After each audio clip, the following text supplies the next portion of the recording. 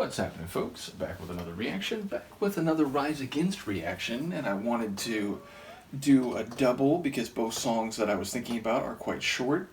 And this one is the first song on their 2004 album, Siren Song of the Counterculture. I talked about it in the other Rise Against reaction in this batch. This is when they went over to a major label. And to their credit, and to the label's credit, I don't think the messages of anti-war, pro-peace, national criticism of political culture, social attitudes, and so on was watered down at all, which is sometimes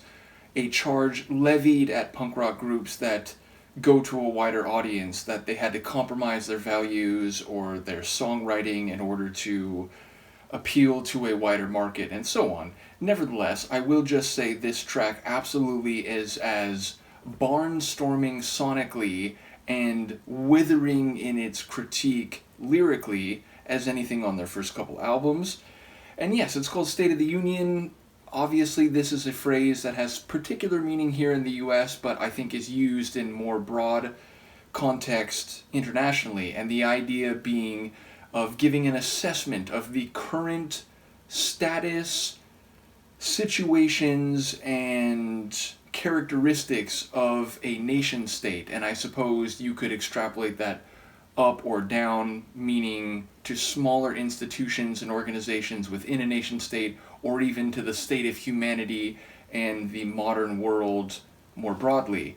But this song, coming from an album in 2004, I think can be interpreted within a prism of the US's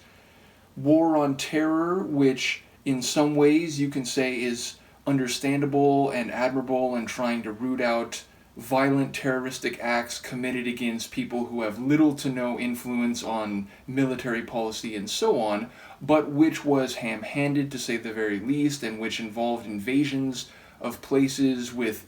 evolving rationales and justification, and at least in the case of the invasion of Iraq, however you feel about the admitted brutal dictator Saddam Hussein, was based on manufactured and or very loosely and dubiously interpreted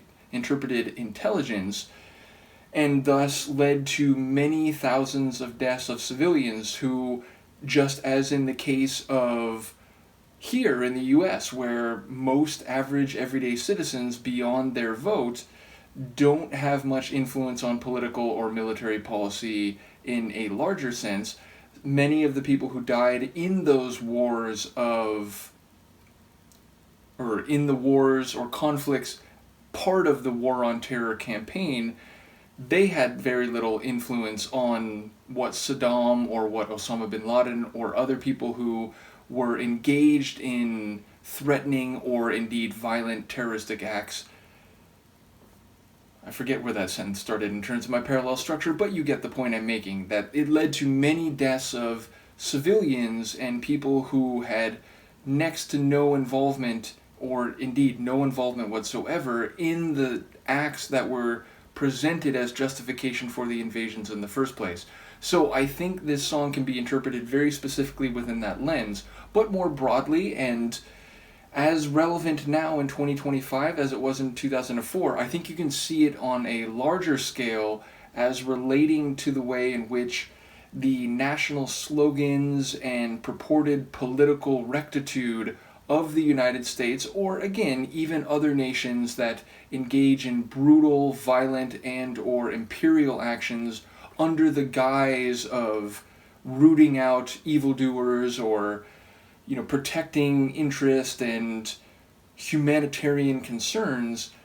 I think this can be seen as a critique of that type of attitude more broadly. So it is fundamentally, or most narrowly, a withering critique of the complicity of those who indeed have a vote here, which again, many folks, they don't get to decide military policy, but they do get a chance to elect one person versus another person. And in some cases, there's a stark difference between what those two people might do in the corridors of power in the halls of Washington, where decisions can be made to go to war on flimsy pretexts and so on. So it's essentially a castigation of neutrality, or not neutrality, but what's the right word? Indifference to what is being done in their name, and with at least on some level their complicity, and it is thus a clarion call or a challenge to pay more attention, to not vote for violence and death and imperialism,